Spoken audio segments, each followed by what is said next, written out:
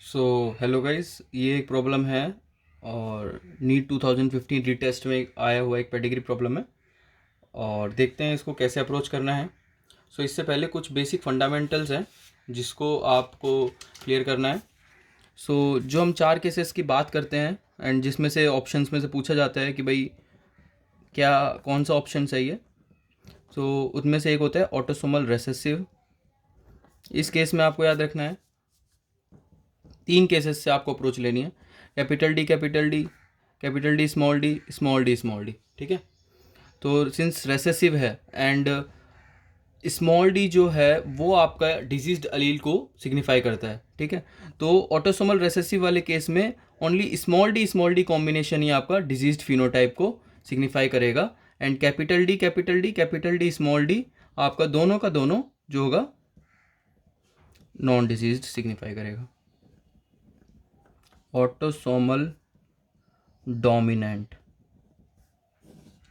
Autosomal dominant के case में क्या होगा, जो अब स्मॉल डी है वो अगर हेट्रोजाइगस कॉपी में भी आता है, ठीक है, हेट्रोजाइगस जीनोटाइप में भी आता है, देन ऑल्सो वो आपको डिजीज फिनोटाइप देगा। तो इस केस में क्या होगा, सिर्फ कैपिटल डी आपके नॉन डिजीज होंगे और small D capital D small D दोनों के दोनों आपको डिजीज्ड फिनोटाइप प्रोड्यूस करेंगे। थर्ड केस जो आता है एक्स लिंक्ड रेसेसिव का। ठीक है, इसमें मेल और फीमेल में थोड़ा सा कॉम्प्लेक्सिटी बढ़ जाता है। मेल की बात करें तो एक्स कैपिटल डी वाई ये होता है non diseased, X small d Y ये होता है आपका डिजीज्ड। ओके, ठीक है, और अब फीमेल की बात करें तो x capital D non diseased, x capital D x small D non diseased, X small D diseased. ठीक है, एक्स लिंक्ड डोमिनेंट, समझ ही गए होंगे अब आप। थोड़ा सा इसको आप कोरिलेट कर सकते हैं ऑटोसोमल डोमिनेंट के साथ। तो मेल का यहाँ लिख देता हूँ और फीमेल्स के कॉम्बिनेशन यहाँ लिख देता हूँ। तो मेल्स में तो सेम वही एक्स टी वाई आपका नॉन डिजीज्ड और एक्स स्मॉल डी वाई आपका डिजीज्ड। फीमेल्स में जो है आपका एक्स कैपिटल डी आपका non diseased, but x capital D x small D x small D x small D दोनों के दोनों डिजीज्ड। ठीक है, तो ये मेथोडोलॉजी है जो आपको ध्यान में रखनी है और इसको स्टार्ट करते हुए आपको क्वेश्चंस को अप्रोच करना है। ठीक है ना। तो चलो आप क्वेश्चन को देखते हैं। तो इस क्वेश्चन में आपको दिया हुआ है, तो हम अप्रोच क्या लेंगे कि फर्स्ट जो हम सॉल्व करेंगे वो हम सॉल्व करेंगे ऑटोसोमल रेसेसिव को। और ये आप भी अगर इसको फॉलो करें तो आपके लिए भी थोड़ा सा टाइम बच जाएगा। ऑटोसोमल रेसेसिव का केस लेकर सॉल्व करेंगे, देन एक्स लिंक्ड रेसेसिव का, देन ऑटोसोमल डोमिनेंट का and then X linked dominant का। ठीक है, तो ये इस चैनल के थ्रू अगर हम चलेंगे तो और भी ज़्यादा हमारा बेनिफिट होगा। तो चलिए इसको ऑटोसोमल रेसेसिव का केस लेकर सॉल्व करते हैं। तो सिंस ऑटोसोमल की बात कर रहे हैं तो मेल फीमेल का कोई चक्कर नहीं है, देखना ही नहीं है कि भाई मेल डिजीज्ड है या फीमेल डिजीज्ड है। सीधा बस हमको हमारा मेथोडोलॉजी के हिसाब से क्वेश्चन के थ्रू प्रोसीड करना है। ठीक है, नॉन डिजीज्ड पेरेंट, तो अगर ऑटोसोमल रेसेसिव ले रहे हैं तो नॉन डिजीज्ड में भाई कैपिटल डी भी हो सकता है, कैपिटल डी स्मॉल डी भी हो सकता है, mated with a diseased parent. ठीक है, तो डिजीज्ड में रेसेसिव केस में सिर्फ स्मॉल डी आएगा ऑफ स्प्रिंग। ठीक है, तो भाई पहला ऑफ स्प्रिंग जो है इसका वो डिजीज्ड हुआ है, तो रेसेसिव का केस लेके चल रहे हैं, स्मॉल डी साफ लिख देना है। दूसरा ऑफस्प्रिंग है जो नॉन डिसीज्ड है, तो भाई कैपिटल डी स्मॉल डी भी हो सकता है। तीसरा ऑफस्प्रिंग है जो अगेन डिजीज्ड है, तो स्मॉल डी है। अब यहाँ पर इसके पेरेंट्स में से एक पॉसिबिलिटी रूल आउट हो जाएगी। कैसे? सिंस ऑफस्प्रिंग में 2 स्मॉल डी आ रहे हैं, तो 2 स्मॉल डी तभी आ सकते हैं जब बोथ ऑफ द पेरेंट एक स्मॉल डी कंट्रीब्यूट करें। तो इसका जो ये वाला पेरेंट है, इसमें से कैपिटल डी की पॉसिबिलिटी रूल आउट हो गई। ठीक है, समझना। स्मॉल डी कहाँ से आएगा? 2 स्मॉल डी कैसे आएंगे कि एक स्मॉल डी तो इस पेरेंट से आएगा और एक स्मॉल डी इस पेरेंट से आएगा, और अगर एक स्मॉल डी यहाँ से आना है तो कैपिटल डी की पॉसिबिलिटी रूल आउट हो जाती है। मतलब कि अभी तक हमारे कॉम्बिनेशन से ऑटोसोमल रेसेसिव के थ्रू पॉजिटिवली जा रहे हैं। अब देखते हैं आगे। तो ये वाला जो ऑफस्प्रिंग है, ये मैंने इसका जीनोटाइप यहाँ पर सिग्निफाई कर दिया स्मॉल डी के साथ में। तो इसको जो मेट किया है वो एक नॉन डिजीज्ड बंदे से है। तो इसको हम कैसे सिग्निफाई करेंगे? Capital D small D. ठीक है, तो इसके जो फिर ऑफस्प्रिंग है, पहला ऑफस्प्रिंग जो है वो है नॉन डिजीज्ड। ठीक है, तो non diseased again capital D and capital D small D. ठीक है, और दूसरा जो ऑफस्प्रिंग है वो भी नॉन डिजीज है, कैपिटल डी स्मॉल डी। अब एक चीज़ देखनी है, क्या ये दोनों पॉसिबल हैं? अगर इनके पेरेंट्स को देखें तो इसका एक पेरेंट तो स्मॉल डी है और दूसरे वाले पेरेंट में दोनों पॉसिबिलिटी प्रेजेंट है। ठीक है, तो मतलब कि ये केस भी पॉसिबल है।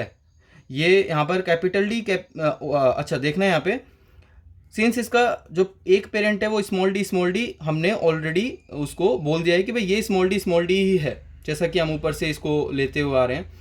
तो यहाँ पे ऑफस्प्रिंग में कैपिटल डी वाली पॉसिबिलिटी अब रूल आउट हो जाएगी। ठीक है, तो अब बच गए दोनों offspring capital D small D और कैपिटल डी स्मॉल डी। ठीक है, तो अब इसका जो ये वाला ऑफस्प्रिंग है, इसने मेट किया है एक नॉन डिजीज्ड मेल के साथ। तो ठीक है, तो नॉन डिजीज्ड मेल होगा आपका कैपिटल डी स्मॉल डी, और या हो सकता है आपका कैपिटल डी। ठीक है, तो अब इसके जो ऑफस्प्रिंग आए हैं उसके हिसाब से क्या ये ऑटोसोमल रेसेसिव को सपोर्ट कर रहा है? आप भी थोड़ा सा देखना, अपने कॉपी पेन में भी आप इसको सॉल्व करते हुए जाना, तभी आपको ये ज़्यादा समझ में आएगा। और चलिए पॉसिबिलिटी देखते हैं। तो पहला जो ऑफस्प्रिंग है वो आपका जो है डिजीज्ड है। ठीक है, तो डिजीज्ड है ऑटोसोमल रेसेसिव के केस में ओनली डी स्मॉल डी ही आपको दे सकता है, और दूसरा ऑफस्प्रिंग भी स्मॉल डी है, और तीसरा वाला भाई कैपिटल डी स्मॉल डी कुछ भी हो सकता है। ठीक है, तो क्या ये इसको सपोर्ट कर रहा है? तो स्मॉल डी क्या इन पेरेंट्स से आ सकता है?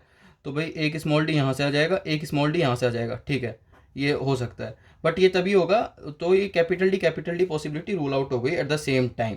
ये भी पॉसिबल है, और कैपिटल डी स्मॉल डी, तो ये भी पॉसिबल है। ठीक है, तो भाई ये यहाँ पर सीधा पॉसिबिलिटी हमारा काउंट हो गया है। और इसका चलो अब इसका ये वाला पोर्शन हम सॉल्व कर लेंगे। ठीक है, तो यहाँ पर है एक आपका नॉन डिजीज्ड ऑफस्प्रिंग। ठीक है, हमने लिख दिया है। इसको जो मेट करवाया है वो है एक अदर नॉन डिजीज्ड ऑफस्प्रिंग से, या एक अदर एक्स बंदे से, और इनके जो प्रोजेनी है उसमें क्या सीन है भाई? जो पहला प्रोजेनी है वो है नॉन डिजीज्ड, तो अगेन कैपिटल डी। आप तो अपना लिख दो, जो भी आपका कन्वेंशन है वो लिख दो, बाद में जो पॉसिबिलिटी रूल आउट होगी हो जाएगी। ठीक है, तो यहाँ पर है ये नॉन डिजीज्ड, तो non disease capital D small D. ठीक है, अब देखना कि ये दोनों भी पॉसिबल है।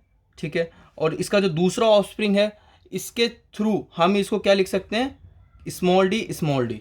ठीक है, तो अब ये देखना स्मॉल डी यहाँ पे इस ऑफस्प्रिंग में आ रहा है, तो वो एक ही कंडीशन में आ सकता है कि आइदर ऑफ द पेरेंट्स में कैपिटल डी ना हो। ठीक है, तो भाई ये हो पेरेंट्स में, तो स्मॉल डी आ सकता है, और यहाँ पर भी कैपिटल डी की पॉसिबिलिटी भी है, कैपिटल डी स्मॉल डी की। ठीक है, ये ऐसा ही रहेगा।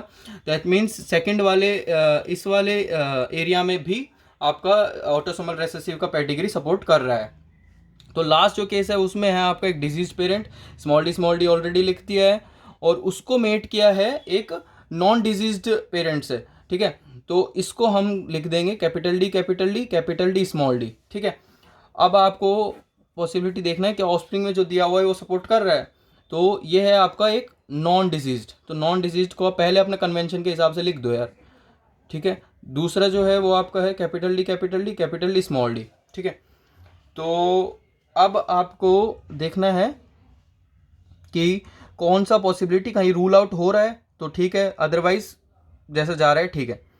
तो स्मॉल डी है, capital D capital D capital D small D, और ये आपके हैं नॉन डिजीज्ड। तो तो भाई ऑफस्प्रिंग में कैपिटल डी कहीं से पॉसिबल नहीं होगा, और कैपिटल डी यहाँ पर से भी आपका कहीं से पॉसिबल नहीं होगा, एंड दैट्स इट।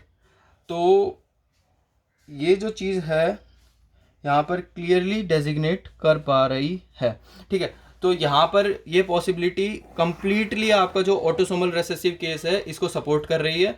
आपने अपने कन्वेंशन के हिसाब से पूरी प्रॉब्लम को लेके चला, हर जगह आपने जहाँ पर भी पॉसिबिलिटी हुई वहाँ पे रूल आउट किया, एंड उसके बाद भी जो है आपका जो प्रोजेनीज है वो सपोर्ट कर रही हैं नेक्स्ट जनरेशन में जीनोटाइप्स को। दैट मीन्स ये कंप्लीटली ऑटोसोमल